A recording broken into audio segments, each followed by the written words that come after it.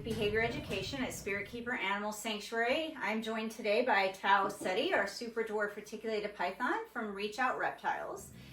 TC is turning 6 years old this year, and he is about 1,000 grams and maybe 5.5 feet or so. And I've had a request to do a video about snake proofing rooms for free roaming. I free roam several of my snakes, but not all of my snakes. I have certain criteria for which snakes get to free roam and which snakes don't. And I have some parameters as far as what snake proofing means. And snake proofing for one snake definitely doesn't mean snake proofing for all snakes. So we're going to talk about that a little bit in this video. So to answer the question of how do you snake proof a room or a space or some area for a snake to safely roam, we have to answer some other questions first. What type of snake are you planning to free roam in that space? Because it matters. What species is it? What size is it? How old is it? What's its temperament and handleability like?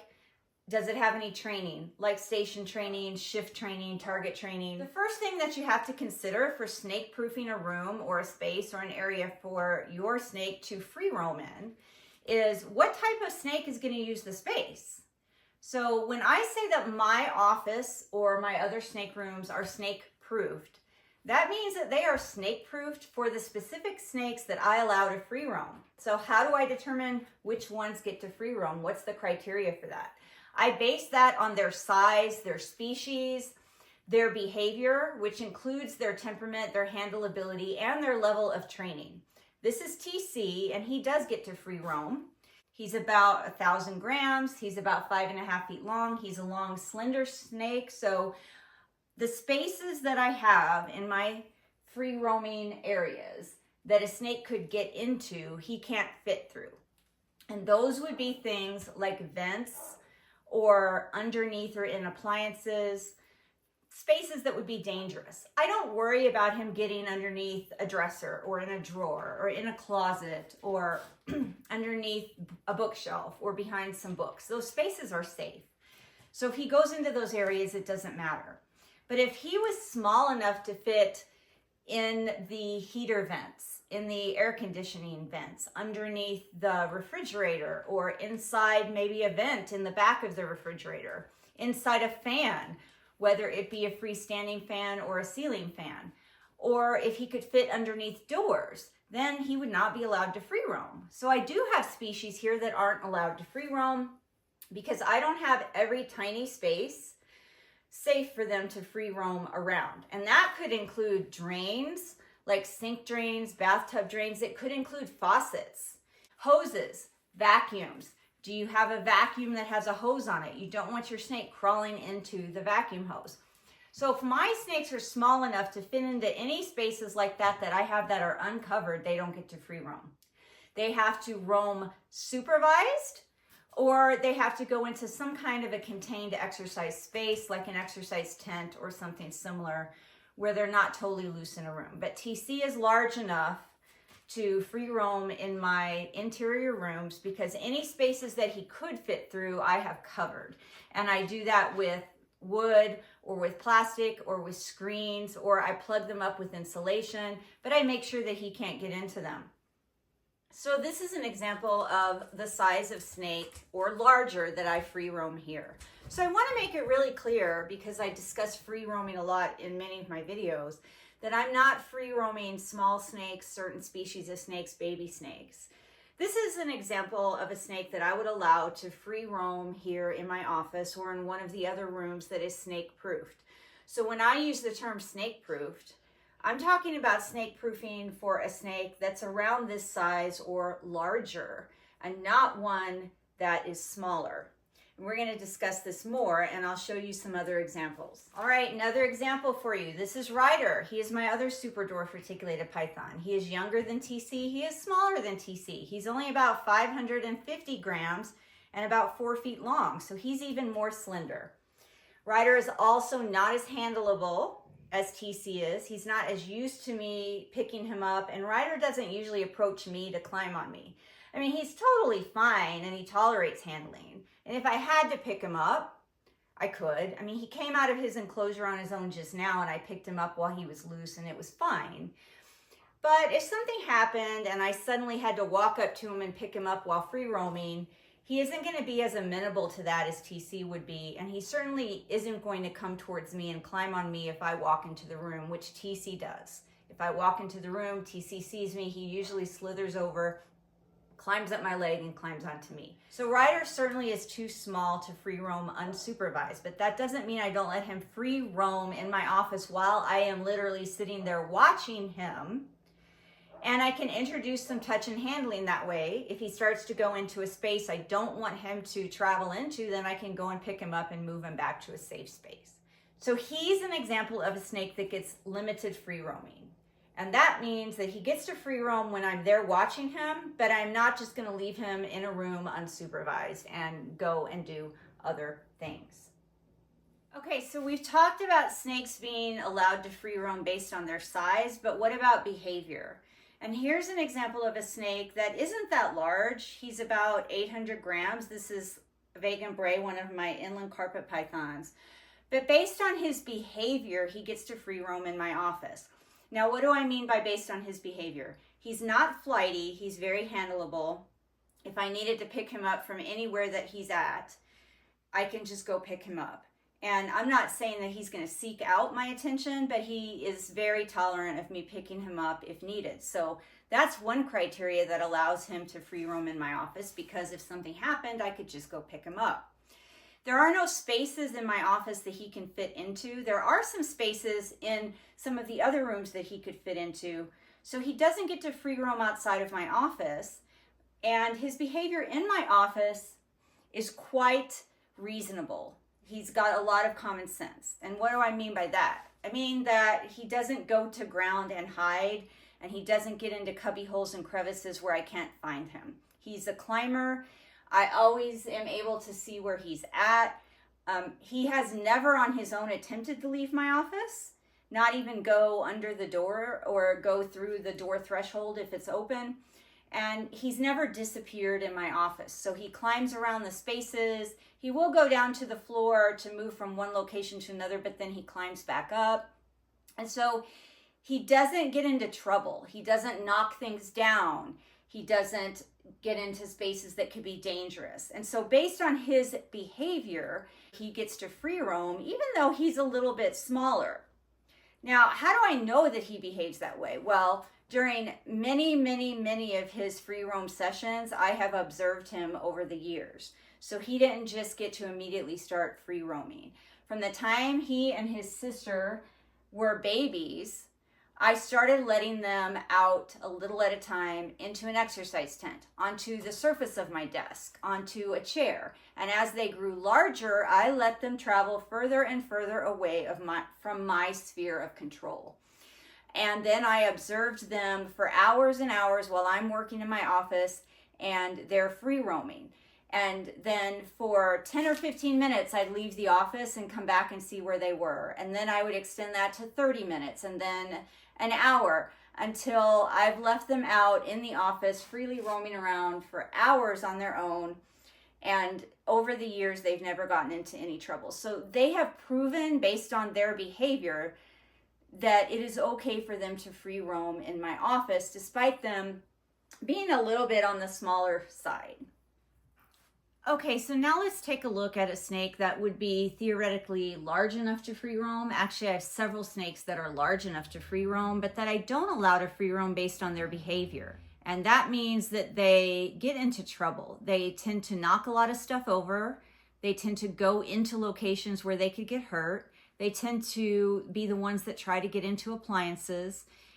They try to get into spaces that they shouldn't be able to fit into, but they squish themselves to the point where I'm afraid that they're going to hurt their bodies.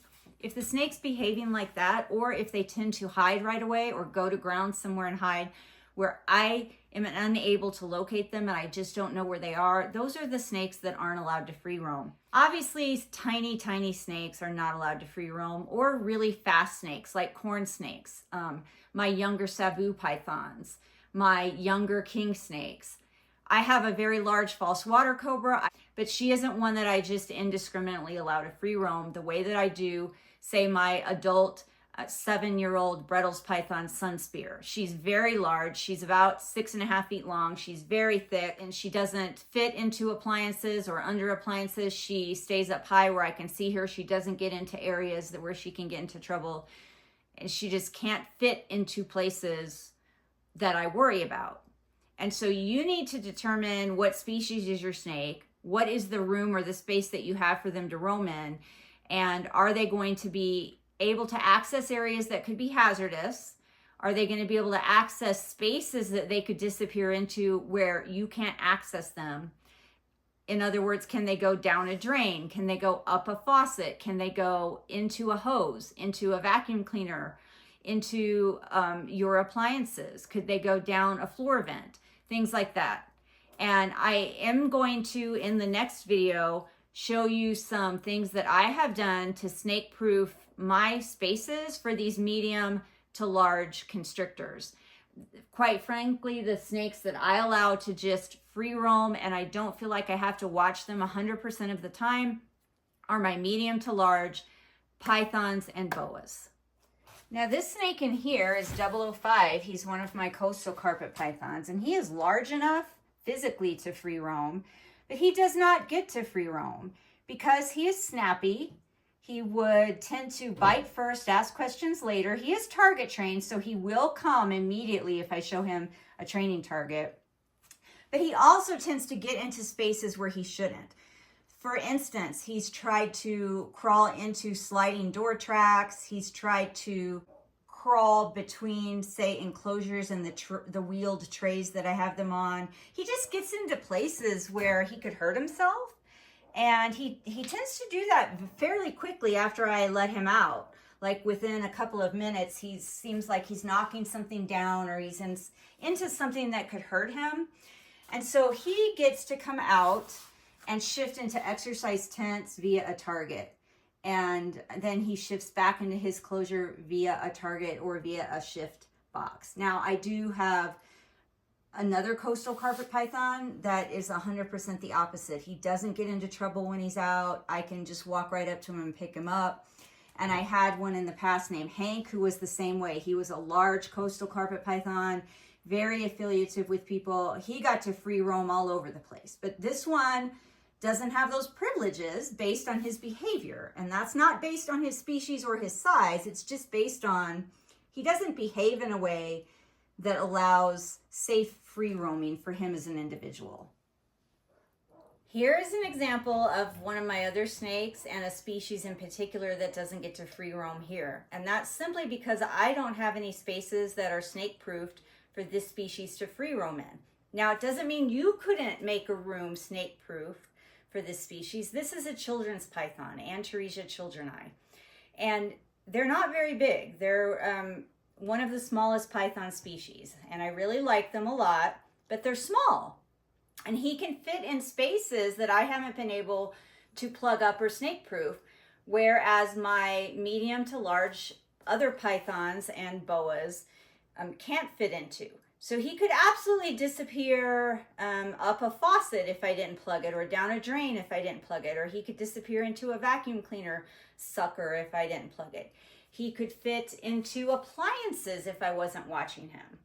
And it isn't that I don't allow him out for exercise. So he, for example, this is Macel. I have two children's pythons. He can be here in my office and he can exercise on this little bird stand, or on the stand I have adjacent to it, or on climbing things that I have attached to the walls, but he has to be supervised. I can't leave him unsupervised. I basically can't take my eyes off of him for even a second, because he could easily disappear even underneath an enclosure. Even if there's only a 1/4 of an inch space or a couple of millimeters of space, he can squish himself under there. So I definitely can't have him free roaming. And I'm gonna show in the next video how I snake proof doors so that snakes can't get from one room to another.